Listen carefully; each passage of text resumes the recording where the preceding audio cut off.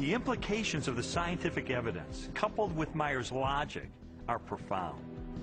If we are finding information inside every cell and every living creature, could that not be, in a sense, the signature of a creator?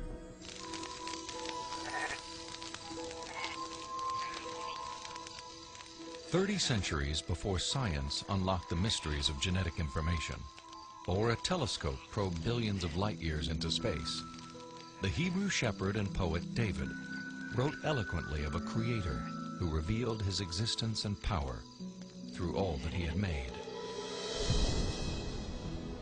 The heavens declare the glory of God. The skies proclaim the work of his hands. Day after day they pour forth speech. Night after night they proclaim knowledge. Their voice goes out into all the earth, their words to the end of the world."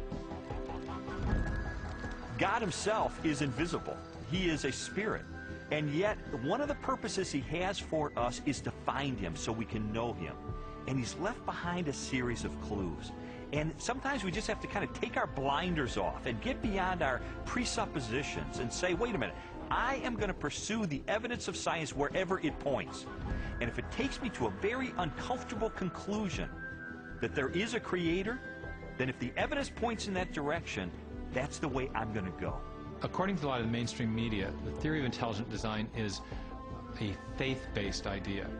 And in saying that, they want to dismiss it as something that has no basis in science. But the media has confused a fundamental issue. They're confusing the evidence for the theory with the implications of the theory. The theory of intelligent design may well have implications that are supportive of theistic belief, but the theory is not based on theistic belief.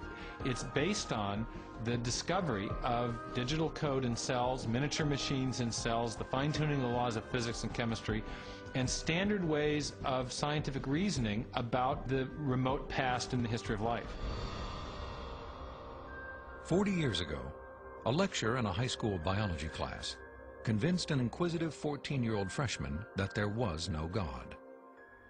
Ironically, years later, it was an open-minded investigation of scientific evidence that led Lee Strobel to belief in a creator.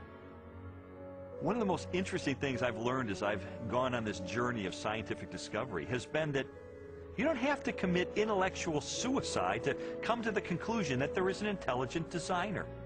Because today, science is pointing more directly and more powerfully toward a creator than any other time in the history of the world. I was trained in journalism and law to respond to truth.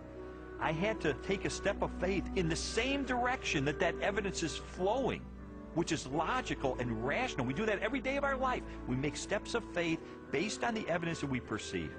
And so it was the most logical and rational step I've ever taken to put my faith in the creator that science tells me exists.